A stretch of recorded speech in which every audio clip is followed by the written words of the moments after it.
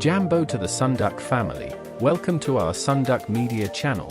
Travel through our videos as we make memories tangible. To our new viewers, please remember to subscribe to our channel, and to our returning viewers, Asante Sana from Kenya, and welcome. Leave a comment, like and share with your pals to enlarge to Sunduck family. Let's do this together. The morning of August 29, 2025, dawned with that peculiar brand of Nairobi chaos that is both exhausting and invigorating. The air, already thick with the scent of diesel fumes and frying samosas, hummed with the city's relentless energy. For me, however, it was a day of departure. The city's symphony of honking matatus was about to be replaced by the promise of something altogether different, something wilder. I was heading south on a pilgrimage of sorts, from the concrete heart of Kenya to Arusha, the undisputed gateway to Tanzania's legendary safari circuit. It's a journey many have made, a well-trodden path, yet it felt like I was embarking on an entirely new discovery, a personal quest for wide-open spaces and the kind of profound silence you just can't find in a metropolis of 5 million people. My backpack, stuffed to the point of structural failure, sat by the door like an expectant Labrador. Inside, a chaotic jumble of safari khaki shirts, a ludicrously powerful mosquito repellent, and a camera I barely knew how to operate jostled for space. The excitement was a palpable fizz, and yes, the 3 cups of strong Kenyan coffee had their part. The shuttle bus depot was a microcosm of organized chaos, a place where timetables seemed more like gentle suggestions than rigid rules. A cacophony of voices shouted destinations: Arusha, Moshi, Namanga, while drivers and their helpers, men with an uncanny ability to balance a mountain of luggage on a bus roof. I found my designated chariot, a well-loved but sturdy-looking minibus, and squeezed into a window seat. Finally, with a lurch and a groan of protesting suspension, we were off. Every pothole, every near miss with a boda scooter, every shouted conversation from a street vendor felt like a final fond farewell from the city. Then, gradually, the city began to loosen its grip. The dense concrete gave way to sprawling suburbs, which in turn melted into the rolling, acacia-dotted plains of the Athi Kapiti ecosystem. Herds of zebra and the occasional giraffe could be spotted grazing near the roadside, utterly unfazed by the rumbling vehicles. I found myself glued to the window, a ridiculous grin plastered on my face, much to the amusement of the woman sitting next to me. She introduced herself as Mama Grace and was heading home to a small village near the border. The journey was a sensory overload in the best possible way. We made a brief stop in a small town whose name I immediately forgot, a whirlwind of activity where vendors swarmed the bus, holding up trays of roasted maize, sodas, and mysterious-looking meat skewers. It was a perfect prelude to the administrative gauntlet that awaited us at the Namanga border crossing. We readied our documents and braced ourselves for the border ritual. The bus pulled into a dusty, sprawling lot, and the real small drama began. We joined the flow of people heading toward immigration counters. Arriving at the Namanga border is like stepping onto the stage of a play where you don't know any of the lines. You are adrift in a sea of people, money changers, and officials in various uniforms. First order of business: get your exit stamp from Kenya. Find the drab concrete building and join the slow-moving queue. You cross a dusty 100-yard no-man's land, the literal line between countries, then reach the Tanzanian immigration building, slightly more modern, with its own bureaucratic ballet. Preparation matters, the essential trinity: passport, yellow fever vaccination certificate, visa fee, crisp dollar. Fill out the entry form, name, occupation, and your address in Tanzania. Hotel confirmation helps. Queue to pay the visa fee and take your receipt. Queue again for visa processing. Officer inspects passport, compares your face, and reads your demeanor. They will ask for your yellow fever card. Forgetting it can mean delays or an on-the-spot jab. Passport stamped and visa sticker applied, almost free. One final health checkpoint. A white-coated official inspects the yellow fever card. The whole process can take 45 minutes to 2 hours, depending on bus arrivals. Then you step into Tanzanian sunshine, triumphant, and continue the last leg toward Arusha. The final leg of the journey from Namanga to Arusha felt different. The road was smoother. The landscape was greener. The iconic flat-topped silhouette of Mount Meru loomed larger on the horizon. The shuttle bus hummed along, depositing passengers at various points in the sprawling outskirts of Arusha. He pulled up outside a clean, modern-looking building. the Aves Executive Hotel. It was an oasis of calm after the dusty, chaotic energy of the road. I felt a wave of relief wash over me. Checking in was a breeze. They handed me a key card. They handed me a Wi-Fi password.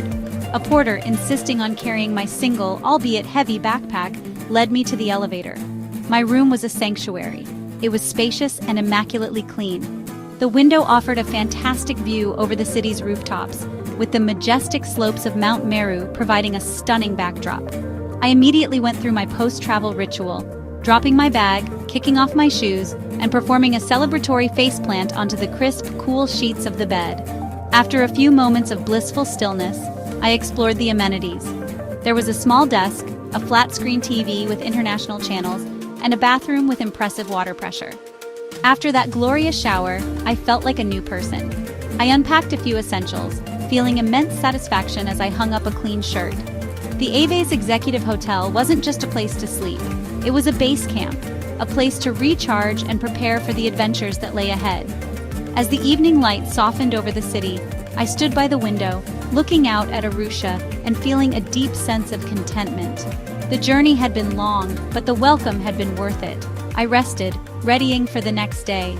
The next day, I decided to chase down a rumor. A local I'd met had spoken of an oasis, a pool of impossibly clear, warm water in the dusty Maasai steppe. It was called Kikuletwa Hot Springs. The journey was an adventure, off the main paved roads onto bumpy, reddish-brown dirt tracks that seemed to lead nowhere. We bounced past baobab trees, past small villages, and herds of cattle kicked up clouds of dust. After about an hour of bone-rattling transit, we pulled into a clearing, and there it was, more beautiful than I'd imagined.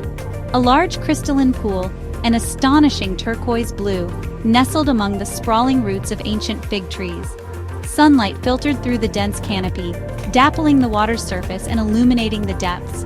The air filled with happy shouts of swimmers and the chirping of unseen birds. I quickly changed and eased into the water. The first surprise, the temperature.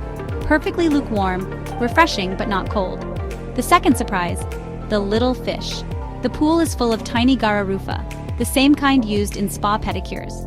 When I stopped moving, they swarmed my feet, nibbling away dead skin. The ticklish sensation made me yelp with laughter. A rope swing hung from a high branch. Braver souls launched themselves with whoops and splashed into the pool. I spent an hour floating on my back, gazing at tangled branches and slivers of blue sky peeking through. You could buy a cold drink or simple grilled food from a small shack nearby. The atmosphere was relaxed and convivial. Tourists and local families shared the spot. Kikuletwa wasn't just a swimming hole, it was pure, unadulterated bliss. A reminder that the most enchanting places are often where you least expect them. Reluctantly, we packed up and headed back toward Arusha, carrying that quiet warmth with us. The drive back felt softer somehow, as if the oasis had smoothed the edges of the road. It was a small, perfect interruption in the middle of a dusty world. And then we were back in town. In the heart of Arusha, standing at a busy roundabout, is a small, unassuming clock tower. It is modest and weathered. However, this particular clock tower holds a rather grand, if slightly debated, claim to fame. It is widely believed to mark the halfway point between Cairo and Cape Town. Standing before it, you can't help but feel a sense of geographical awe. The clock itself, I noticed, was showing the correct time, a small victory for civic engineering. Maasai warriors in their striking red shukas striding through the crowd, safari guides meeting clients, and business people hurrying by. I took a seat at an outdoor cafe, ordered a strong Tanzanian coffee, and watched the city around that humble landmark. For fans of classic cinema, it's famous for its appearance in the 1962 John Wayne film, Hatari. It's a wonderfully simple attraction that manages to be surprisingly profound. To truly get a feel for Arusha, you have to dive into its markets. I started at the Central Market, a sprawling, chaotic, utterly mesmerizing labyrinth of stalls. The moment you step inside, your senses are completely overwhelmed. The sweet scent of mangoes and pineapples, the earthy aroma of potatoes and onions, and the pungent tang of dried fish. And the rich, heady fragrance of spices fills the aisles. The noise is a constant, joyful hum of vendors calling out their prices, customers haggling good-naturedly. Mountains of produce were piled high in artistic, gravity-defying arrangements. Pyramids of avocados, cascades of green bananas, buckets of fiery red chilies. In the meat section, butchers worked with practiced efficiency. I politely declined the offer of a freshly slaughtered chicken but was fascinated by the entire process. After the food market, I ventured to the Maasai market, geared more toward tourists but no less fascinating. Here, stalls are a riot of color. Beaded jewelry, carved wooden animals, bright shuka blankets, and intricate leatherwork. Jumbo, my friend, come look in my shop. No charge for looking. Haggling is not just expected. It's part of the interaction. A friendly negotiation that is as much about conversation as it is about price. A firm but fair offer and a good sense of humor will serve you well. I watched artisans carving, beading, stitching. One man showed me how he carved a giraffe from a single piece of ebony. I ended up buying a small, ridiculously charming wooden hippo and a brightly colored wall hanging, paying a price that left both me and the seller smiling. The experience was about more than shopping. It was an exchange, a brief but genuine connection with the people who are its heart and soul. I spent a happy hour browsing, admiring craftsmanship, and chatting with artisans. These fleeting connections are what transform a trip from a series of sights into meaningful experiences. I left with new souvenirs and stories.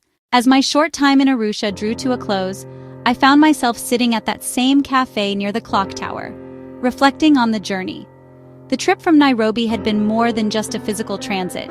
It had been a complete immersion in the rhythm of East Africa. I thought about the sounds, the incessant honking of Nairobi traffic, the drone of the shuttle bus engine. The people I met, even briefly, were the true highlights. Mama Grace on the bus, the stern-faced but efficient officers at Namanga, and the welcoming hotel staff. Each interaction was a small piece of a larger mosaic, painting a picture of a warm, resilient region. For anyone thinking of making this journey, my advice is simple. Pack light, but bring crisp US dollars and your yellow fever card. Learn a few words of Swahili, Jambo, Asante, and remember Pole Pole. Slowly, slowly. Most importantly, talk to people, ask questions, and be patient. The journey from Nairobi to Arusha is a fantastic adventure in its own right. Delayed and beautiful, and honestly, I wouldn't have had it any other way.